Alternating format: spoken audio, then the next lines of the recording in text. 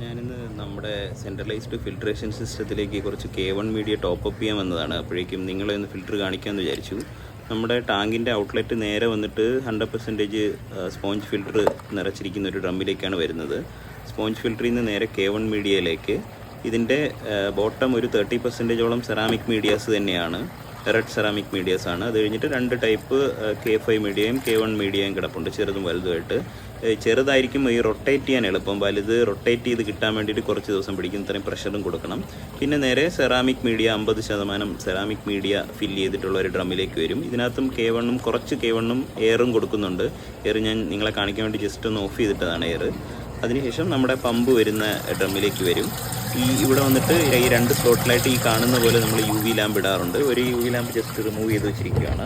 ഇവിടെ ഇങ്ങനെയാണ് ഈ UV സെറ്റ് ചെയ്തിരിക്കുന്നത്. പിന്നെ ഒരു ഡ്രം കൂടെ ഉണ്ട്. ഇത് നമ്മൾ ഈ മേളിലേക്ക് പമ്പ് ചെയ്യുന്ന വെള്ളം സ്വിച്ച് ഓഫ് ചെയ്യുമ്പോൾ റിട്ടേൺ വന്ന് സ്റ്റോർ ആവാൻ വേണ്ടിയിട്ടാണ്, ഇല്ലെങ്കിൽ നമുക്കിത് ഓവർഫ്ലോ ആവും. ഈ ഫിൽട്ടർ ചെയ്യപ്പെട്ട വെള്ളം നേരെ നമ്മുടെ ഫുൾ ഗ്ലാസ് അക്വേറിയമിലേക്ക്, നമ്മുടെ ഫാം ഫുള്ളായിട്ട് ഈ കാണുന്ന ഒരു വരി ഇങ്ങനെ കറങ്ങിപ്പോവും. എല്ലാ ടാങ്കിലേക്കും നമ്മൾ പമ്പ് ചെയ്ത് കൊടുക്കുകയാണ് ചെയ്യുന്നത്. നമ്മളിപ്പം ഇതിൽ കുറച്ച് K1 മീഡിയാസ് ടോപ്പപ്പ് ചെയ്യാനാണ് വന്നത്. നിങ്ങളിപ്പം ഈ K1 റിയാക്ടർ പുതിയതായിട്ട് ചെയ്യുന്നതാണെങ്കിലും ഈ ടോപ്പപ്പ് ചെയ്യുമ്പോഴായിരുന്നാലും നമ്മൾ ആദ്യമായിട്ട് ഒരു ഫ്രഷ് K1 മീഡിയാസ് ആഡ് ചെയ്യുമ്പോഴേക്കും പെട്ടെന്ന് റൊട്ടേറ്റ് കിട്ടത്തില്ല. ഇതുപോലെ ഇങ്ങനെ എല്ലാം കൂടെ കൂട്ടം കൂടി കിടക്കുമായിരിക്കും ചെയ്യുന്നത്. നമ്മൾ ഒരു 2 ദിവസം തൊട്ട് ഒരു 2 ആഴ്ചയോളം സമയം കൊടുക്കണം. ഈ പുതിയ മീഡിയാസ് മറ്റുള്ള പഴയ മീഡിയ പോലെ ബ്രൗൺ കളറായി, അത് ബെനഫിഷ്യൽ കോളനി സെറ്റായതാണ്. ബെനഫിഷ്യൽ കോളനി സെറ്റായി നന്നായിട്ട് ബ്രൗൺ കളറായി വരുമ്പോഴായിരിക്കും ഇതിൻ്റെ റൊട്ടേഷനും തുടങ്ങുന്നത്.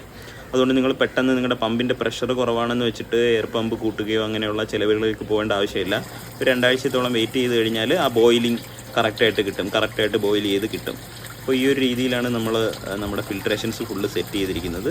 ഈ ഫിൽട്ടർ ചെയ്ത വെള്ളം നേരെ പമ്പ് ചെയ്ത് നമ്മുടെ ഫുൾ അക്വേറിയത്തിലേക്ക് പമ്പ് ചെയ്ത് കൊടുക്കുകയാണ് ചെയ്യുന്നത്. ഈ ഒരു സെറ്റപ്പാണ് നമ്മൾ യൂസ് ചെയ്യുന്നത്.